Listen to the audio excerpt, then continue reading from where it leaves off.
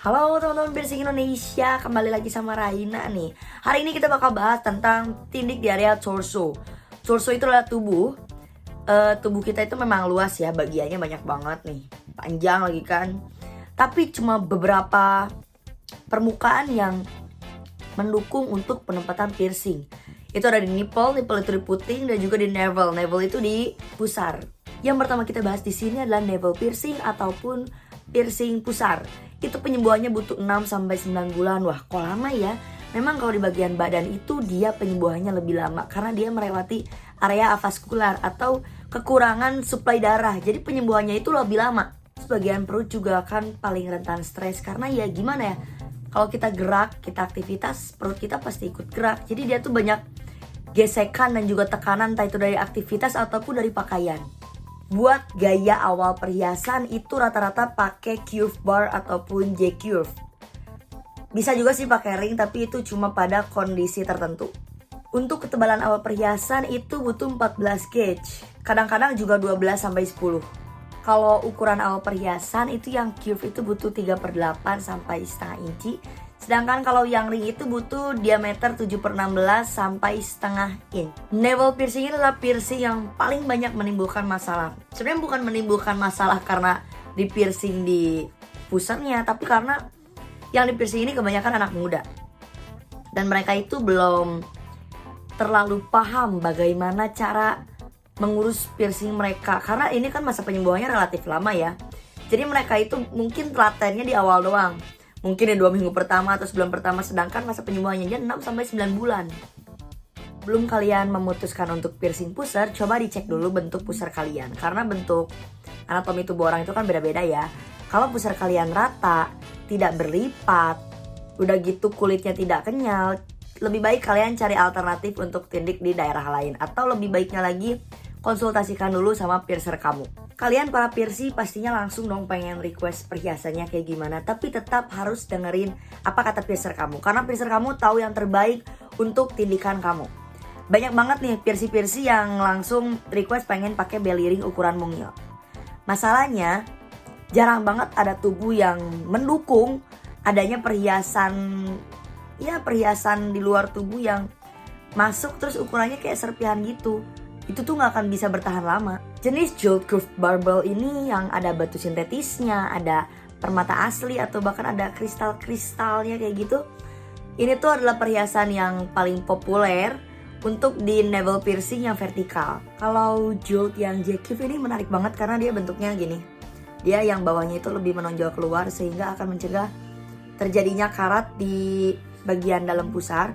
Dan juga itu bisa melancarkan sirkulasi dan juga mengurangi terjadinya atau kemungkinan iritasi.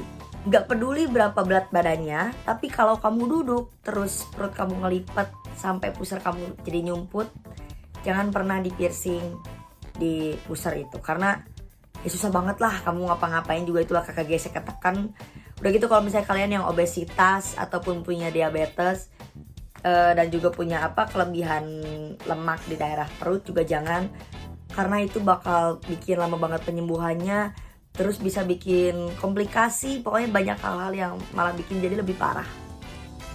Waktu proses piercing jarang banget sih ada piercing di pusar yang menyebabkan pendarahan ya, karena tadi itu dia kan daerah kekurangan suplai darah. Tapi kalau misalnya waktu di piercing di daerah pusar dan terjadi pendarahan yang lumayan, itu biasanya piercingannya lebih cepat sembuh karena suplai darah banyak melewat di situ.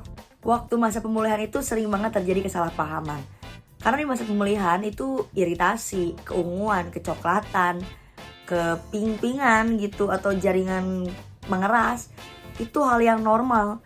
Tapi kadang suka disebut itu infeksi, sehingga waktu dikasih obat antibiotik itu nggak ngaruh apa-apa karena masalah sebetulnya itu tidak terselesaikan. Pokoknya waktu selesai tindik pusar disarankan banget, bukan disarankan lagi tapi wajib kalian pakai celana yang low waist, karena kalau yang low waist itu pastinya di bawah pusar. Terus pakaian tuh harus yang adem deh, pokoknya bukan yang adem gimana ya, yang agak longgar gitu, yang longgar dan berongga supaya ada sirkulasi udara, jadi nggak kena gesek-gesekan baju. Selama masa penyembuhan piercing di pusar, jangan lakukan gerakan-gerakan olahraga yang beresiko untuk piercing kalian. Contohnya nih sit up sempurna. Cari aja gerakan-gerakan lain yang lebih aman untuk piercing kamu.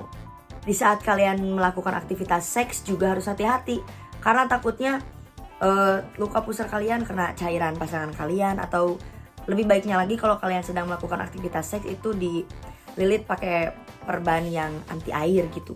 Kalau kamu udah nggak mau pakai perhiasan tindik di pusar, boleh dicabut, tapi kalau misalnya lagi masa penyembuhan nih, cabutnya jangan waktu lagi iritasi atau misalnya ada permasalahan lainnya.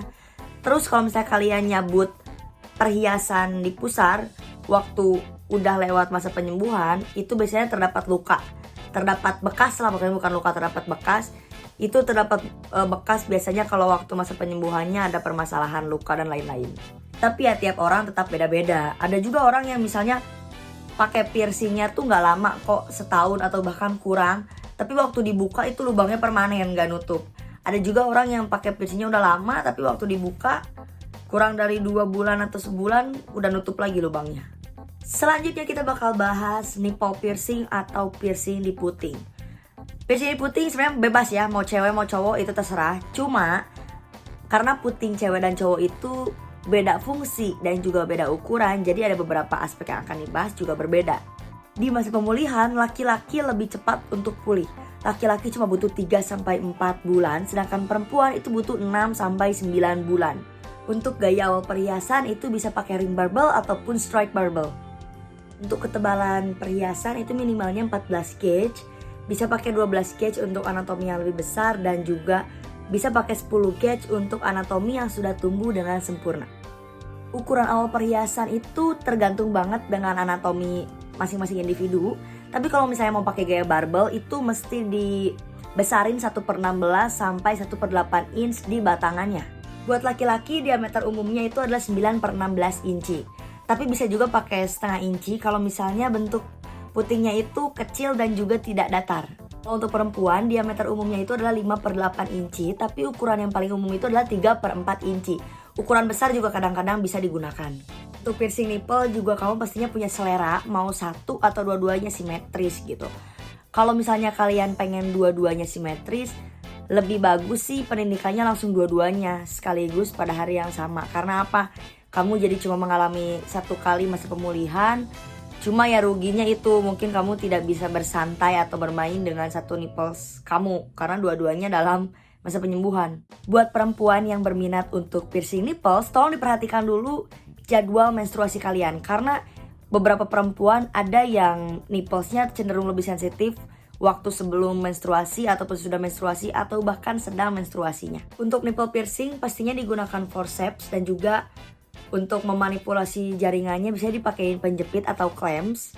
Beberapa studio juga menawarkan tandem piercing. Jadi gini, kalau misalnya kalian berminat di piercing kedua puting kalian nih, kanan kiri, mungkin kalian kan kalau misalnya satu-satu gak kuat tuh nahan rasa sakit. Jadi tawarin itu tandem piercing itu, jadi langsung di piercing sama 2 orang sekaligus biar kalian ngerasain rasa sakitnya tuh cuma druk sekaligus gitu. Nipple piercing bisa memakan waktu yang lumayan lama untuk sembuh total. Kalau misalnya nipple kamu nih udah stabil, terus tiba-tiba ada kondisi memburuk, kamu coba ganti perhiasan kamu, entah itu perhiasan ataupun kebiasaan kamu nge-treat si nipples kamu. Mulai dari cara ngapik-apiknya lah. Coba ubah cara kebiasaan ngerawat kamu, cari pokoknya cara yang paling cocok sama kamu. Banyak banget yang bilang katanya kalau di piercing di putih itu akan meningkatkan resiko tumbuhnya kanker payudara. Serem banget kan?